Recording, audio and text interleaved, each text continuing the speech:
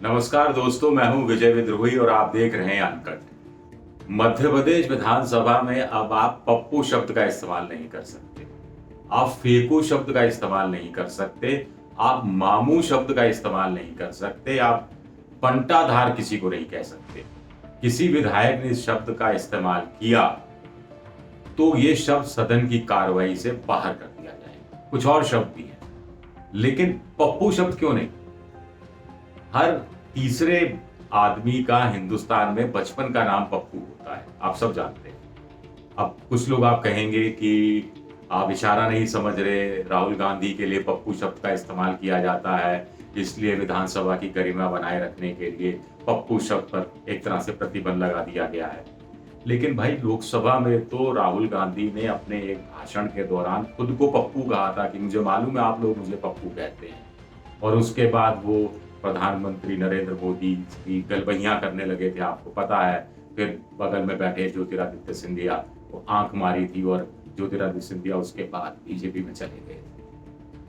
तो पप्पू शब्द पर ऐतराज, इसी तरह फेंकू शब्द पर ऐतराज। फेंकना हमारे यहाँ एक बड़ा कॉमन हॉबी रही है।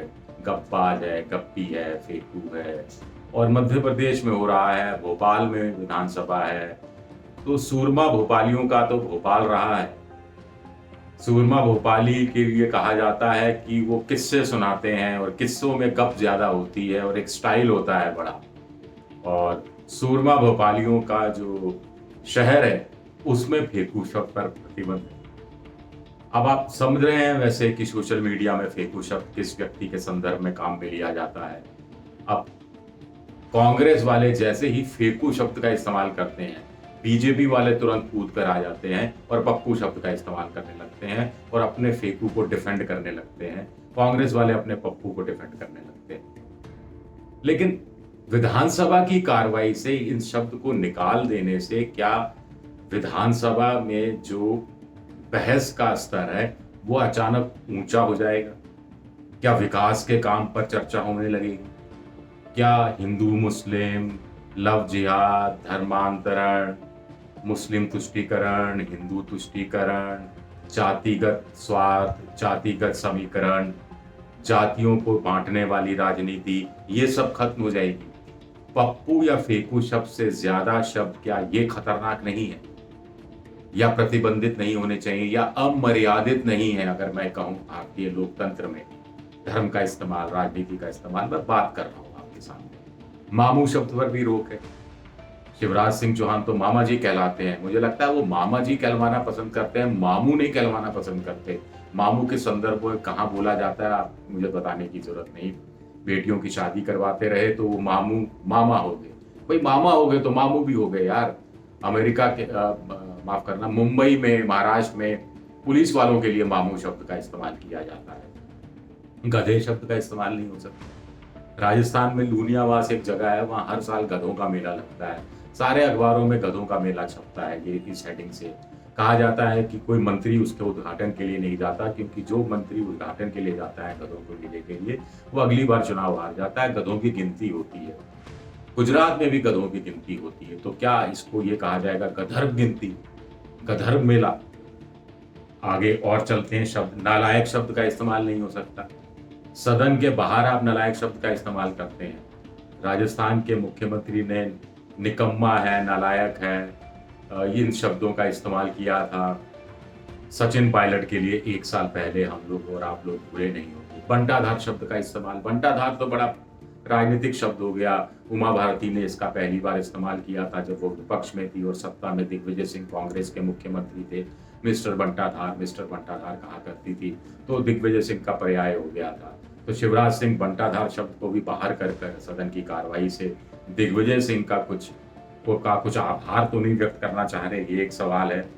मंदबुद्धि शब्द का इस्तेमाल नहीं हो सकता, मूर्ख का इस्तेमाल नहीं हो सकता, झूठ का इस्तेमाल नहीं हो सकता, चोर का इस्तेमाल नहीं हो सकता।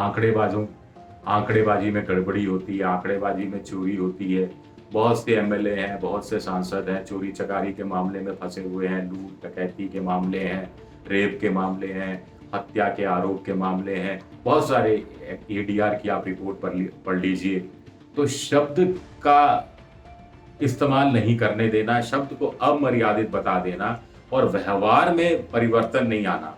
अब व्यवहार में परिवर्तन आना चाहिए ना, कोई मूर्खतापूर्ण बातें नहीं करे, कोई झूठ नहीं बोले, कोई सरकारी जो विकास के काम होते हैं उसमें चोरी नहीं करे या चोरों को पकड़े, चोरों को पकड़ने में सहयोग करे।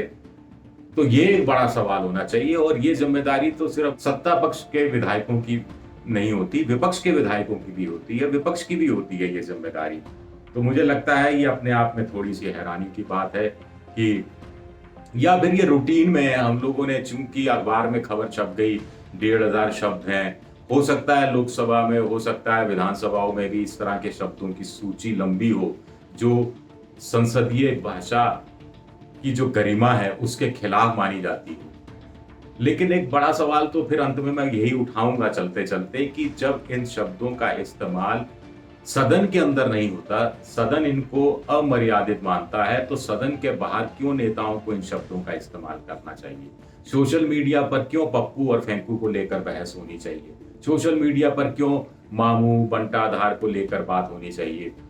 नेता भाषण देते हैं, उसमें एक दूसरे पर चोरी चकारी का, झूठ बोलने का, मूर्ख बनाने का आरोप लगाते हैं, मंदबुद्धि कह देते हैं कि मानसिक रूप से विकलांग है या मानसिक रूप से इनका पतन हो गया है, इस तरह की बातें का अपने भाषणों में इस्तेमाल करते हैं। तो उस पर भी तो रोक लगानी चाहिए। उस पर कौन रोक लगाएगा? वोटर रोक लगाएंगे, समाज रोक लगाएगा, चुनाव आयोग रोक लगाएगा।